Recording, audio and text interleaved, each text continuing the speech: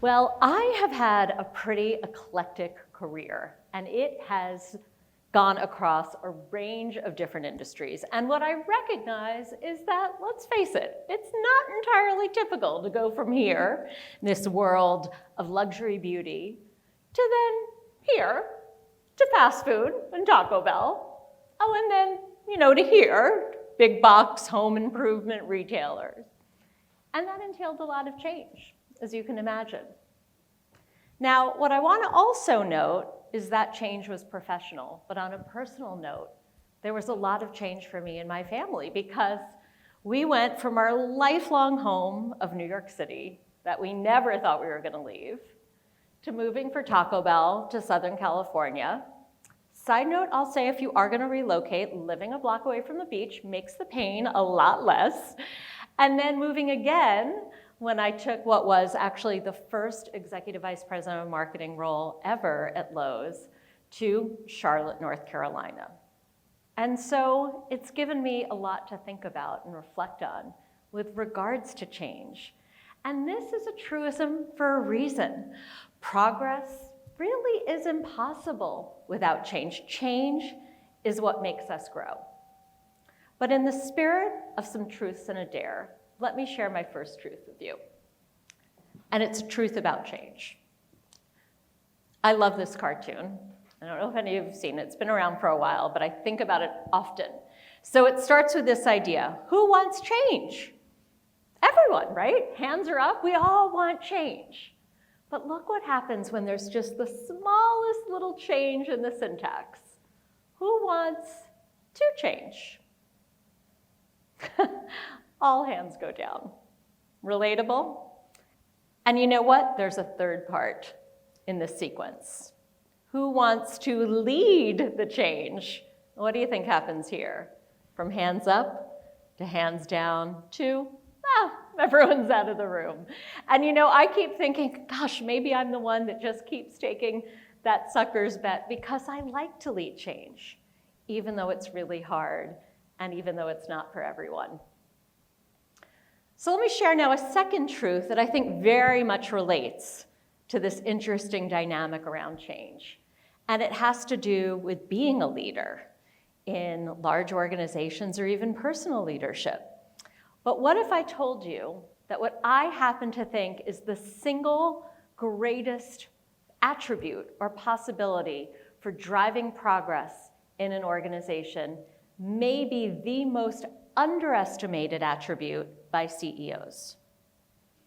Any ideas what that might be?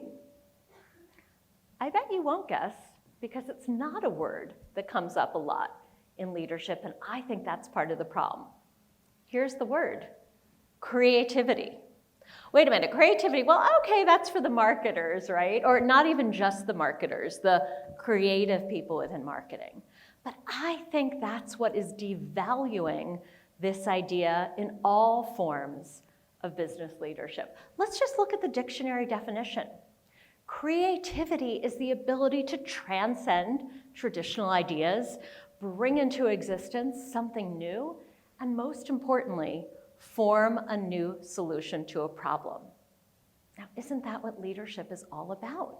Finding solutions to problems.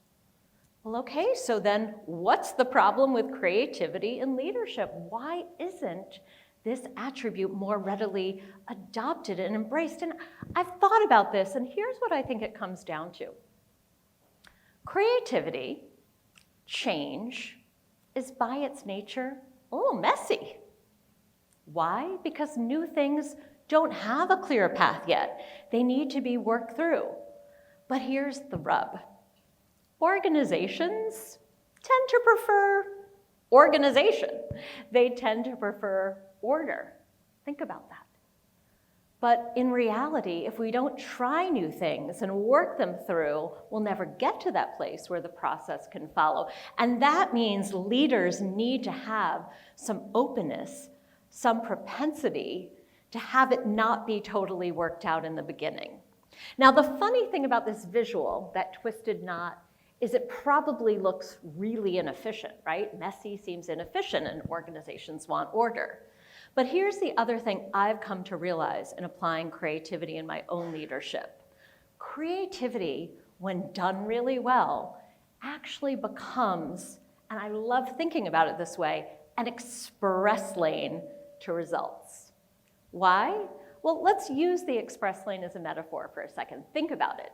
You're responsible for a product or a service, and think of yourselves as driving that car, but you're driving on a road of competitors, and it's the same road, and everyone else is driving their same car at the same speed. How are you ever going to get ahead? Creativity is about thinking, I'm going to drive at a different speed or on a different road or take the car in a new direction. And that is how you can turbocharge results. Let me share an example of this from my own professional life. Of course, I have to share a couple of examples. And here's the first one from when I was at Taco Bell. Now, what this visual represents is a real collage of a lot of different fast food marketing. And hopefully you'll agree that what you're seeing is kind of a sea of sameness. Lots of price points yelling at you. It's kind of hard to differentiate which brand is which.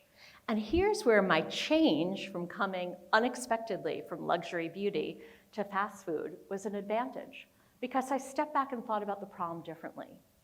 I thought about the fact that for the first time in my career, I actually had to convince people that our products were really good, even though they were so inexpensive. Totally different problem than I had in luxury.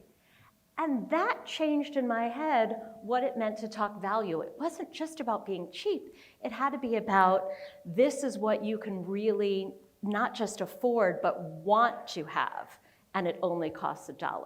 And that leads to answering or asking questions. Questions are a great way of unlocking creativity. Here's a question I asked our agency and my team. What if we did our most sophisticated work for our least expensive products? What if we made people feel in the know and smart and rewarded, and that they could indulge, not just eat, for as low as $1? And that changed from conventional marketing to unconventional marketing. And this truly became a renaissance in our creativity of talking to consumers about feasting for $1. And you know, a funny thing happened. Sales of our dollar products increased, so did the brand's quality perceptions. That, to me, was creating an express lane of driving results. And here's another example, then moving on to my tenure at Lowe's. So I get to Lowe's, it's 2020. We'll talk about the importance of that date in a minute. And I'm learning about this company that I didn't have that deep industry experience that my colleagues had. And so you look at it with fresh eyes. And what I realized was my perceptions of Lowe's before I joined the company was, it's the more stylish competitor to Home Depot. When I got underneath it, I found it had been, but it had lost a lot of those positive perceptions. And I thought, well, how are we going to create an express lane to getting people to think that way again? And one of the things that I love to do as a marketer is to create what I call positive cognitive dissonance. How do you put two things together that don't normally go together, that disrupt our expectations and make us stop and think? And because it was 2020, people were not that focused on fashion. Remember, we were in the depths of the pandemic. They were focused on home. And so I made a phone call to the organizers of New York Fashion Week. And I said, I think we can help you, and maybe you can help us at the same time. And that led to this incredible partnership of taking New York Fashion Week home with Lowe's, yes, Lowe's, and we helped some of the world's best fashion designers mount their fashion shows at a time where it was very, very difficult for them to do that.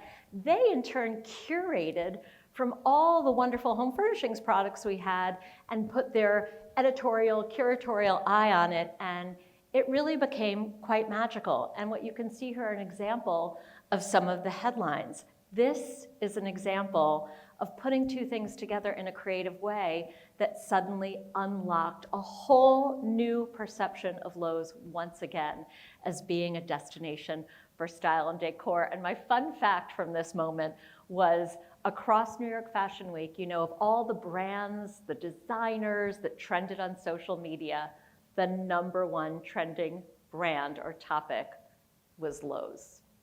And a lot of people still couldn't believe it. That was the fun of that cognitive dissonance. Okay, so you look at these couple of examples and say, those are pretty cool. That must have been easy. That was really great. And I want to take you to another visual metaphor that I think about all the time, which is this.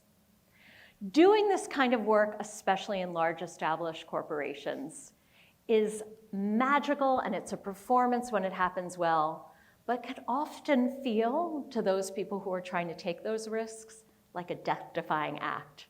And I think about the fact that the role of good leaders is to provide the net, because creativity is risky. And you know what happens when it feels like you might really, really hurt yourself to take a risk? We don't want to try. And I think this appreciation for creating a culture that allows risks to be taken is another great truth of what can be absent in modern organizations, is that it's really about building trust, really enabling your people to try. Because if we never try, those big ideas just don't happen. And that takes me to my last thought about being a modern leader in organizations. And this is a truth that is a little hard to acknowledge, but most big leaders and most organizations believe or profess that this is what they want to look like. Here's another metaphor, an aquarium. Big, colorful, diverse, and I don't mean diverse in all the traditional ways we talk about diversity, those too, but diverse in different types of fish and different types of ways of swimming. But here's the real truth. A lot of organizations kind of look more like this and behave a little more like this. And we can apply a little empathy to that. It's not all ill-intended. We often are creatures of comfort, and we like what's familiar. But, you know, we need tropical fish. We need to be colorful, to bring beautiful ideas and successes to life in our own personal lives as well as our careers. So imagine now for a minute, this is you in the aquarium. It looks a little uncomfortable, doesn't it? You might literally be the salmon swimming upstream. But I'd argue that it's important to be that kind of a player, that kind of a swimmer. And so I leave you, after sharing these truths, with just one dare. As you go out into the world, as you pursue your careers, as you think about the risks you want to take, dare to be the tropical fish. It will make the world a more beautiful place, organizations more rich with creativity, and honestly, I believe it'll make leadership that much more vibrant. Thank you.